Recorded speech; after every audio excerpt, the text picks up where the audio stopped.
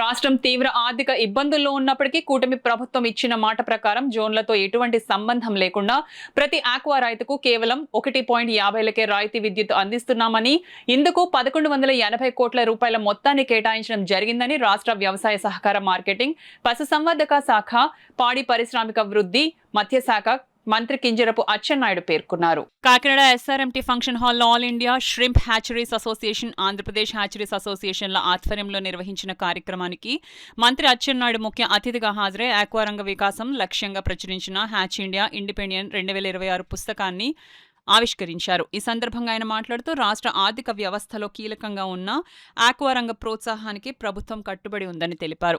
2014లో aqua రైతులకు ₹2కే విద్యుత్ అందించే కార్యక్రమాన్ని అప్పటి తెలుగుదేశం ప్రభుత్వమే ప్రారంభించిందన్నారు. దీన్ని ₹1.5కి అందిస్తామని ప్రకటించి అధికారంలోకి వచ్చిన వైసీపీ ప్రభుత్వం లక్షలాది నిబంధనలు ప్రవేశపెట్టి జోన్ నాన్ జోన్ విభజన చేసి ఉన్న వ్యవస్థ నాశనం చేసిందని, దీనివల్ల కేవలం కొంతమందికే రాయితీ అందిందని ఆయన ఆవేదన వ్యక్తం చేశారు. కేంద్ర ప్రభుత్వ సహకారంతో ఆంధ్రప్రదేశ్ రాష్ట్రానికి national fisheries development board sub సెంటర్ను సాధించుకున్నామన్నారు. 2027 నాటికి పోలవరం ప్రాజెక్టు పూర్తి కాగానే ఆక్వా సాగుకు, హ్యాచరీలకు ఎద్దడి లేకుండా ఎంత నీరు కావాలన్నా ఇస్తామని పేర్కొన్నారు. కార్యక్రమంలో రాజ్యసభ సభ్యులు బీరా మస్తాన్ రావు, ప్రభుత్వ whip Datla Subbaraju, Kakinada city MLA Vanamadi Kondababu, ఎమ్మెల్సీలు Perabathula Rajasekharam, Kari Padmasri, all India state hatchery అసోసియేషన్ల ప్రతినిధులు వై రవి, వి నరేంద్ర వర్మరాజులు ప్రసంగించారు. కార్యక్రమంలో DCCB chairman Tummala Babu, AVS Raju, Satya Suryanarayana Reddy, Gundam Chandramouli, Katakamsetti Prabhakar, hatchery నిర్వాహకులు తదితరులు పాల్గొన్నారు. ఇప్పుడే మీ లెక్కల ప్రకారం చూస్తే దేశం మొత్తం మీద 550 హ్యాచరీస్ ఉంటే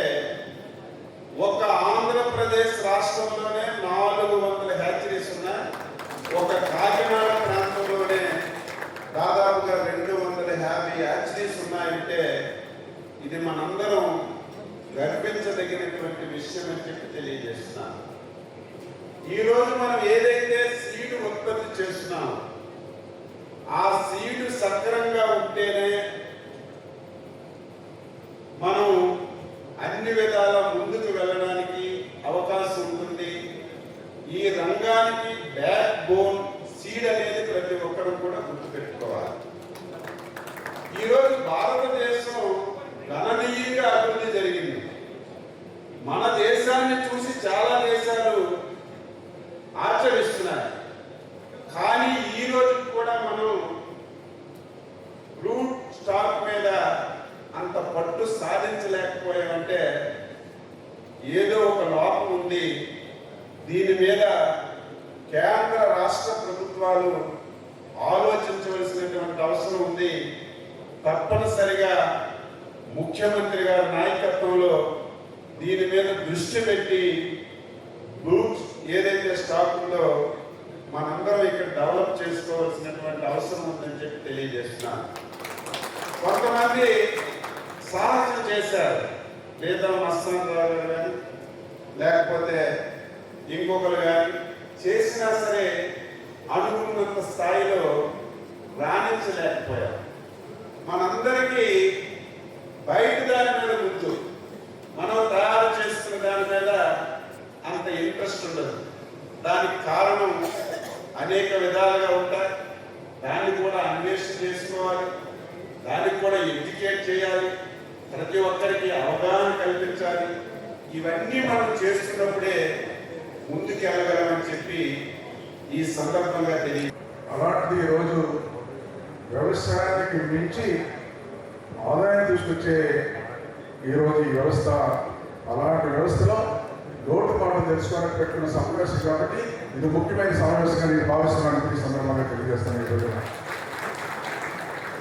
ఇప్పుడే రవి గారు చాలా విషయాలు చెప్పాలనుకుంటున్నాను. ఆల్ ఇండియా ప్రెసిడెంట్ గారు, వారితో పాటు నరేంద్ర వర్మ గారు కూడా చాలా విషయాలు చెప్పారు. రుచిబాబు గారు, మా రాజశేఖర్ గారు. ఈరోజు ఏం చెప్పినప్పుడు లాస్ట్ వచ్చినప్పటికీ ఈరోజు చూస్తున్నట్టు మనందరూ కూడా ఈరోజు మనకి వ్యవసాయం అనేది రైతు బాగుంటే రాష్ట్రం బాగుంటుందని వ్యవసాయం అనేది మనంతా కూడా ఈ రాష్ట్ర ప్రభుత్వం ఏదొచ్చినా ముఖ్యమంత్రి గారు పనిచేయడం కానీ ఎవరైనా పనిచేయడం కానీ అలాంటి ఈ రోజున మొట్టమొదటిగా ఈ యాసిడ్ వచ్చినప్పుడు చిన్నగా స్టార్ట్ చేసినప్పుడు చాలా సక్సెస్ అయ్యారు, చాలా లాస్ అయిపోయినప్పుడు ఉన్నారు. అలా క్రమక్రమ టెక్నాలజీ పెరిగిన తర్వాత సక్సెస్ అయ్యి ఈరోజు చూసుకున్నట్టయితే ఈరోజు ఇప్పుడే తెలుసుకున్నాం, దేశం మొత్తం 500 యాక్సిడెంట్లు ఉంటే మన ఆంధ్రప్రదేశ్లో 350 యాక్సిడెంట్లు ఉన్నాయంటే మన రాష్ట్రం ఎంత గర్వకారణం కూడా ఈ సందర్భంగా తెలియజేస్తున్నాం. దీన్ని నిలబెట్టి కష్టమైన నష్టమైన నిలబెట్టి చేసుకుంటే ఉంటారే ఈరోజు ఈ ఆస్తి యజమాని మనస్ఫూర్తిగా ప్రభుత్వం తరఫున అభినందిస్తున్నాను సందర్భంగా తెలియజేస్తున్నా. అంటే కష్టాలు ఉన్నా ఇబ్బందులు ఉన్నా దాన్ని నిలబెట్టుకుంటూ వచ్చారు. చాలా మంది నాకు తెలిసిన ఫ్రెండ్స్ ఉన్నారు, యాక్సిడెంట్ పెట్టుకోవడం ఉన్నారు, కానీ బాగున్న కూడా ఉన్నారు. అయినప్పుడు కూడా ఈరోజు ఎంత చేసినప్పుడు కూడా ఈరోజు ఏదైతే మొదటి ప్రాణం ఉందో బ్రూస్ అది సరైనది కావడం వల్ల ఈరోజు చాలా నష్టపోతుందని చెప్పారు. ఈరోజు అంటే ఏదైనా సరే తల్లి అయినా సరే తల్లి ఆరోగ్యం ఉంటేనే బిడ్డలు. మనకి ఈ బ్లూ స్టాక్ అనేది నాణ్యమైన బ్లూ స్టాక్ మనకి అందుతుంది. తక్కువ ధరకి అందవలసిన వస్తేనే క్వాలిటీ సీడ్ వస్తుందని మీ ద్వారా అచ్చెన్నాయుడు గారికి తెలియజేసుకుంటూ మనకి భోగాపురం ఎయిర్పోర్ట్ కూడా ఈ ఆక్వా పరిశ్రమకి స్టార్ట్ కొంత మంచి అవకాశం ఉంది. ఎందుకంటే మనకి త్వరితగతిన బ్లూ స్టాక్ మనకి దగ్గరికి రావడం వల్ల ట్రాన్స్పోర్ట్లో మోటాలిటీ అవ్వచ్చు, ఖర్చులు అవ్వచ్చు, ఇవన్నీ తప్పితే భోగాపురం ఎయిర్పోర్ట్ ద్వారా కూడా మన ఆక్వా పరిశ్రమకి కొంత మంచి జరుగుతుందని తెలియజేసుకుంటూ ఈరోజు ప్రధానమంత్రి గారు కూడా మేక్ ఇన్ ఇండియాని మరి ఈరోజు మనం ఈ భారతదేశం అన్ని రంగాల్లో శాటిలైట్స్ అవ్వచ్చు, యుద్ధ విమానాలు అవ్వచ్చు, ఏదైనా మన ఇండియాలోనే తయారు చేయాలి. మేక్ ఇన్ ఇండియా అలాగే ఆత్మనిర్భర్ భారత్ అని మనం ఈరోజు మనం ప్రపంచంలోనే ఒక తయారీ దేశంగా మనం ముందుకు తీసుకెళ్తున్నాం. కానీ చిన్న విషయం ఇది, ఈ ఆక్వా పరిశ్రమ అనేది దేశానికి ఎంత అవసరం.